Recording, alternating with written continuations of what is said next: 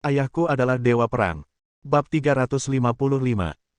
Zhuo Guangyang dan Wang Mingquan sama-sama suka bermain dengan wanita, dan mereka suka bermain dengan wanita bersama lalu memfilmkannya. Oleh karena itu, ada banyak sekali wanita yang tunduk pada mereka, dan mereka semua sangat cantik.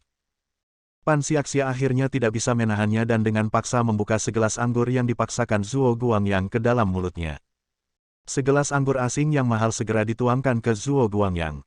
Wajah Zhuo Guangyang tiba-tiba menjadi marah, dan dia menundukkan wajahnya sepenuhnya. Dia berkata dengan kejam, bukankah Nona Pan sangat tidak berterima kasih? Wang Mingquan terkekeh dan menyarankan Pan Xiaxia untuk bersantai dan minum anggur. Minumlah untuk membuat Tuan Zhuo bahagia. Melihat peran pemeran utama wanita hampir di kantong Anda, apakah Anda ingin mengambilnya kembali? Pan Xiaxia tiba-tiba berdiri dan berkata-kata demi kata, aku akan minum bersamamu, oke. Tapi aku harus minum sampai mati dan memenuhi keinginanmu bajingan. Maafkan aku. Aku, Pan Xiaxia, sungguh bukan orang seperti itu. Aku juga mengandalkan kemampuan makanku yang sebenarnya. Mengatakan itu, dia berbalik dan pergi. Tiba-tiba, pergelangan tangannya dicengkeram oleh sebuah tangan besar dan diseret ke belakang dengan kuat. Zhuo Guangyang berhasil. Dia dengan marah memarahi, sial. Aku belum pernah melihat wanita yang tidak sopan seperti itu. Ada apa? Kamu pikir aku tidak bisa berurusan denganmu? Malam ini, kamu boleh minum, tapi jika tidak. Oke. Sekarang, cari kamar bersamaku. Saat dia mengatakan itu, dia memanfaatkan anggur tersebut dan menggerakkan tangannya ke atas dan ke bawah. Pan Xiaxia menamparkan wajahnya dengan keras. Zhuo Guangyang sangat marah dan menamparkan wajahnya. Rusak. Tamparan ini menghantam wajah Pan Xiaxia dengan keras. Pemukulan tersebut menyebabkan dia langsung terjatuh di atas sofa. Wang Mingquan berkata, oh, kalian berdua, jangan lakukan ini. Kami berteman dan kami tidak melakukan hal semacam ini. Sia-sia, kamu juga serius. Tuan Zhuo adalah satu-satunya yang bisa menyelamatkanmu sekarang. Kamu sangat tidak patuh, tetapi kamu akan menderita kerugian. Mohon segera minta maaf kepada Tuan Zhuo. Karena itu, dia pergi untuk menarik Pan Xiaxia. Ketika dia menyentuh kulitnya yang lembut dan menyentuh, dia tidak bisa menahan diri untuk tidak mencubit jantungnya. Bentak. Sebuah tamparan menghantam wajah Wang Mingquan dengan keras. Setelah Pan Xiaxia memukulnya, dia dengan cepat mengangkat kakinya yang panjang dan menendang perut Zhuo Guangyang dengan keras. Dia ditendang begitu keras hingga langsung terjatuh ke meja kopi. Pan Xiaxia melompat dengan cepat dan berkata dengan keras, jangan mengira aku akan takut padamu. Aku berani datang sendiri, dan aku mampu. Aku telah berlatih taekwondo selama bertahun-tahun. Ya, coba sentuh aku lagi. Dia juga membuka postur tubuhnya. Pan Xiaxia memang datang sendirian. Pengawal yang melindunginya dari para penggemar adalah anak buah Wang Mingquan. Di sebelahnya, ada seorang pria jangkung kurus berusia 50-an duduk. Dia memandang Pan Xiaxia dengan sedikit jijik dan geli, dan terus minum sendirian. Ada pandangan yang sangat berbahaya di matanya. Ini adalah master yang langka. Di sekelilingnya, banyak penjaga berdiri dan hendak menerkam Pan Xiaxia. Zhuo Guangyang tiba-tiba berdiri dan berteriak, saya akan melakukannya. Saya tidak percaya, saya bahkan tidak bisa menahan pelacur. Wang Mingquan juga berdiri, menyentuh wajahnya yang terbakar dan menyakitkan, dan berkata dengan kasar, Pan Xiaxia, kamu benar-benar tidak perlu minum anggur berkualitas untuk bersulang. Jangan berpikir bahwa kamu memiliki status tertentu dan menjadi seorang bintang. Pamerkan saja padaku. Aku membujukmu karena aku sangat menghargaimu. Aku meremehkanmu dan memaksakan diriku padamu. Sialan kamu. Dua pria yang tampak seperti serigala dan harimau bergegas menuju satu sama lain. Meskipun Pan Xiaxia memiliki beberapa keterampilan, dia terlalu lemah. Latihannya biasanya bagus untuk memperkuat tubuhnya, tetapi jika dia benar-benar ingin bertarung. Sebenarnya ia hanya seekor kucing berkaki tiga. Meskipun Zhuo Guangyang dan Wang Mingquan tidak menguasai kungfu, mereka tetap berlatih secara teratur, dan mereka dengan cepat menjatuhkan Pan Xiaxia dari sofa. Segera setelah itu, mereka menerkamnya seperti serigala dan harimau, dan di depan semua orang, mereka berdua menekannya. Pan Xiaxia, aku sudah lama menginginkanmu. Sekarang biarkan semua orang menonton dan melihat bagaimana aku memberikanmu padamu, oke? Ngomong-ngomong, kami berdua suka bermain-main dengan seorang wanita di waktu yang sama, hahaha. Zhuo Guangyang dan Wang Mingquan tertawa terbahak-bahak, tetapi tiba-tiba, terdengar suara mendesis. Mereka tiba-tiba berteriak keras. Seluruh orang itu terjatuh dan menghancurkan meja kopi menjadi beberapa bagian. Mereka jatuh ke tanah, kejang-kejang. Pan Xiaxia, dengan rambut acak-acakan, berdiri karena malu dan melambaikan tongkat hitam sepanjang 10 cm dengan sedikit kegilaan. Dia berteriak keras, "Ayo! Datang lagi jika kamu punya kemampuan." Zuo Guangyang berteriak dengan marah, "Kemarilah dan ambil tongkat listriknya, sial.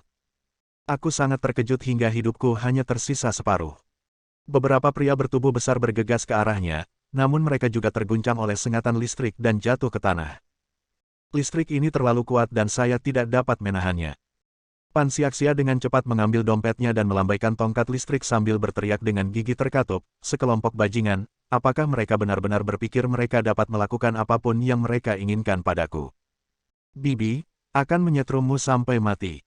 Dia hampir kehabisan, tapi tiba-tiba, sesosok tubuh melintas. Itu adalah pria jangkung dan kurus tadi. Dia menggelengkan kepalanya dan menghela nafas, "Tongkat listrik. Tidak ada gunanya. Berikan padaku, lalu minta maaf kepada Tuan Zuo dan Tuan Wang, dan katakan bahwa kamu bersedia mematuhi mereka. Apa yang mereka inginkan? Lakukan saja sesukamu, kamu masih bisa hidup seperti itu." Pan Xiaxia berteriak, "Kalau begitu aku akan menyetrummu dulu." Tiba-tiba dia menusukkan tongkat listrik yang mengeluarkan suara petir. Pria jangkung dan kurus mengulurkan tangan dan meraihnya.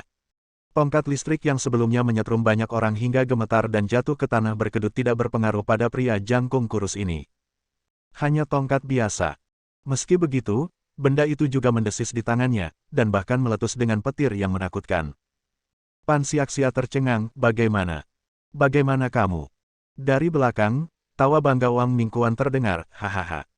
Seperti yang diharapkan dari Master Sekte Pao Cui, Liu Huangcui yang terkenal, keterampilannya sungguh luar biasa. Bahkan tongkat listrik tidak bisa berbuat apa-apa padamu. Pria jangkung dan kurus, Liu Huangcui, dengan santai meraih tongkat listrik.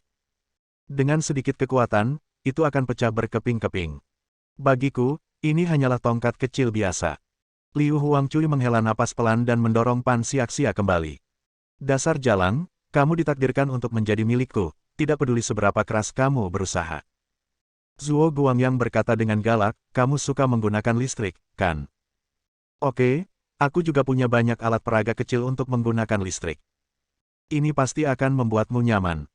Tiba-tiba dia bergegas maju dan hendak menangkap Pan Xiaxia. Pan Xiaxia tiba-tiba berbalik, bergegas ke kamar mandi, dan langsung menutup pintu.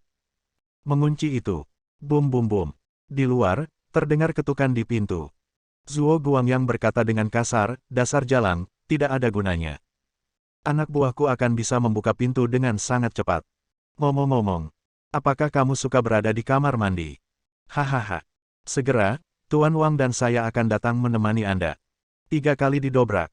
Panel pintu yang tebal terlepas dan hampir roboh. Bab 356. Wajah Pan Xiaxia pucat, dan dia menatap panel pintu yang bergetar. Dia perlahan mundur, melihat ke kiri dan ke kanan, tetapi tidak ada yang bisa dia lakukan untuk membela diri. Dia perlahan-lahan duduk di dudukan toilet, mengetahui bahwa dia sudah selesai. Dia menyesalinya. Mengetahui bahwa Wang Mingkuan gelisah dan tidak bermaksud baik, dia tetap datang untuk minum. Kalaupun ada tongkat listrik, percuma saja. Ada orang yang tidak takut dengan tongkat listrik. Kali ini, hal itu berada di luar kendalinya. Air mata mengalir, dan wajahnya penuh ketidakberdayaan, bahkan keputusasaan. Tiba-tiba, dia memikirkan sesuatu, segera mengeluarkan ponselnya dan menelepon. Dia menunggu dengan cemas. Di luar, betapapun tebalnya pintu kamar mandi, tidak dapat menghentikan beberapa pria kuat untuk membantingnya. Ini akan runtuh. Dan pintu di luar tiba-tiba terbuka. Lebih dari selusin pria bergegas masuk dengan luka memar, dan kepala berdarah. Pemimpinnya tidak lain adalah melon musim dingin yang pendek, Liu Paochui. Liu Huangcui, yang duduk santai dan minum bir dengan santai, terkejut saat melihat pemandangan ini. "Bangun sekarang. Paochui, siapa yang memukulmu begitu parah? 5 tulang rusuk patah, tulang belakang pinggang ketiga patah, dan kamu menderita luka dalam yang parah. Limpa dan hatimu hancur. Atau kamu ditendang seperti ini oleh seseorang." Benar saja, dia master dari Sekte Paochui. Dia bisa mengetahui banyak hal dalam sekejap. Selain dunia bawah tanah, kerajaan naga juga memiliki dunia seni bela diri. Kota Unkei tidak terkecuali. 6 binatang raksasa milik dunia bawah tanah, sedangkan Sekte Pao Cui memiliki dunia seni bela diri. Dunia pencaksilat juga terbagi menjadi keluarga dan sekte pencaksilat, yang terbagi menjadi 9 tingkatan. Tingkat pertama adalah yang terlemah dan tingkat ke-9 adalah yang terkuat. Seni tinju Pao Cui memiliki sejarah yang panjang. Konon pada masa dinasti Ming, master yang mendirikan sekolah tinju Pao Cui berasal dari Jingyiwei. Oleh karena itu, disebut Huangjia. Sekte ini termasuk sekte seni bela diri kelas 4. Ini juga cukup mengagumkan. Liu Huangcui bahkan telah menguasai tinju Pao Cui hingga 70% hingga 80%, yang bisa dikatakan sebuah skill. Hanya saja adiknya Liu Pao Cui memiliki sifat yang suka bermain-main dan tidak berlatih bela diri dengan serius, sehingga kemampuannya hanya 20 hingga 30%. Kalau tidak, saya khawatir itu tidak akan dihancurkan oleh Guan Qianjun secepat itu. Setidaknya 1 atau 2 gerakan lagi bisa dilakukan. Liu Huangcui dan Liu Pao Cui bukan hanya masing-masing ketua sekte dan wakil ketua sekte, tetapi mereka juga bersaudara. Alasan mengapa mereka berdua ada di sini adalah karena mereka diundang oleh Zhuo Guangyang dan Wang Mingquan untuk menjadi instruktur seni bela diri untuk film tersebut. Liu Pao Cui menahan rasa sakitnya dan menceritakan apa yang baru saja terjadi. Liu Huangcui menggelengkan kepalanya, "Kamu sangat bernafsu. Dengan kata nafsu di kepalamu, cepat atau lambat kamu akan dibacok sampai mati." Liu Pao Cui mengertakkan gigi, "Saudaraku, jangan bicara omong kosong. Balas dendam padaku." Pada saat ini, perhatian Wang Mingquan dan Zhuo Guangyang juga tertarik. Wang Mingquan berkata, "Tuan Liu, tidak ada pria yang tidak bejat. Mereka yang tidak bernafsu bukanlah pria sejati, sama seperti kita, haha." Zhuo Guangyang berkata, "Saya tidak tahu dari mana bajingan ini berasal. Dia benar-benar berani memukuli saudaramu seperti ini. Dia perlu ditangani. Dia harus diberi pukulan yang bagus." Liu Huangcui mendengus pada adik laki-lakinya, "Jika bukan karena kamu adalah saudara kandungku, aku akan terlalu malas untuk peduli padamu. Mendengarkan apa yang baru saja kamu katakan, kamu adalah seorang master, tapi kamu masih tidak peduli padaku. 4 penjaga, ajak beberapa dari kalian dan hadapi anak itu." Selain Liu Huangcui, ada juga lebih dari 10 pemain kuat, semuanya adalah elit sekte Pao Cui. Sebagai perbandingan, apa yang dibawa Liu Pao Cui barusan hanyalah murid biasa dalam sekte tersebut. Keempat penjaga tersebut berada di urutan kedua setelah Liu Huangcui di sekte tersebut, dan salah satu dari mereka memiliki tingkat keterampilan yang lebih tinggi daripada Liu Pao Cui. Mereka segera menerima perintah tersebut dan pergi, dipimpin oleh Liu Pao Cui, dan membunuh mereka secara brutal. Dalam kotak, gedoran pintu kamar mandi terus berlanjut. Panel pintu yang tebal akan segera dibuka. Sudah menunjukkan tanda-tanda melonggarnya. Bahkan kusen pintunya pun retak. Situasinya semakin kritis. Zhuo Guangyang berteriak penuh kemenangan, "Nona Pan, Anda tidak boleh berteriak minta ampun atau keluar atas inisiatif Anda sendiri. Karena Tuan Wang dan saya akan bergegas masuk dan melihat Anda dengan baik." "Hahaha. Kamu tidak pernah membayangkan pertama kali kamu terjadi dengan 2 pria di kamar mandi, kan?" Wang Mingquan juga dengan sengaja bertanya, "Tuan Zhuo, apakah Anda yakin ini pertama kalinya dia? Jangan lupa, dia adalah sosialita nomor 1 di kota Shanghai." Zhuo Guangyang sangat percaya diri, "Kamu bisa tahu dari pantatnya dan cara dia berjalan bahwa dia belum berkembang sama sekali. Gadis seperti ini yang sudah dewasa tetapi belum berkembang, mari kita nikmati. Pasti sangat menyenangkan, lebih menyenangkan daripada gadis berusia 17 atau 18 tahun. Arogan, tidak senonoh." Tawa cabul terus bergema di telinga Pan Xiaxia di kamar mandi. Dia sangat khawatir. Tidak ada yang menjawab telepon. Tidak ada yang pernah mengangkatnya. Orang yang ingin dimintai bantuan oleh Pan Xiaxia adalah Guan Qianjun. Dia awalnya ingin memanggil polisi, tetapi dia tiba-tiba memikirkan kekuatan Wang Mingquan dan takut akan sia-sia jika menelepon Guan Qianjun. Siapa tahu, orang ini tidak menjawab sama sekali. Guan Qianjun tidak menjawab telepon. Dia hanya mengeluarkan ponselnya dan melihatnya. Ketika dia melihat bahwa itu adalah nomor yang tidak dikenalnya, dia tidak repot-repot menjawabnya. Pan Xiaxia menanyakan nomor telepon Guan Qianjun dari Hao Biological Management. Bagaimanapun, dia adalah penyewa penting, dan manajemen properti juga menerima perintah. Guan Qianjun secara pribadi mengeluarkan perintah untuk menghapuskan sementara uang sewa Nona Pan. Dia berpikir bahwa hubungan keduanya relatif dekat, jadi dia tidak menyembunyikan rahasianya. Saat ini, Guan Qianjun membuang ponselnya ke samping dan mengabaikannya. Saat dia menyesap Louis ke-13 yang serius, dia melihat orang-orang itu meminum Louis ke-13 yang super palsu sedikit demi sedikit, dengan senyuman kenikmatan di wajahnya. Ada yang salah dengan hal itu. Dia mendecakkan bibirnya dan berkata dengan sedikit ketidakpuasan, Louis ke-13 ini bukanlah Louis ke-13 yang asli. Paling-paling, hanya bisa disebut Louis ke-13 yang ke-30. Anggur brandy memperhatikan masa penuaan, yang hampir seperti yang kita sebut anggur vintage di kerajaan naga. Jika berumur lebih dari 12 tahun, disebut Remy Martin. Jika berumur lebih dari 15 tahun, itu disebut Napoleon. Masa penuaan lebih dari 30 tahun disebut zaman keemasan.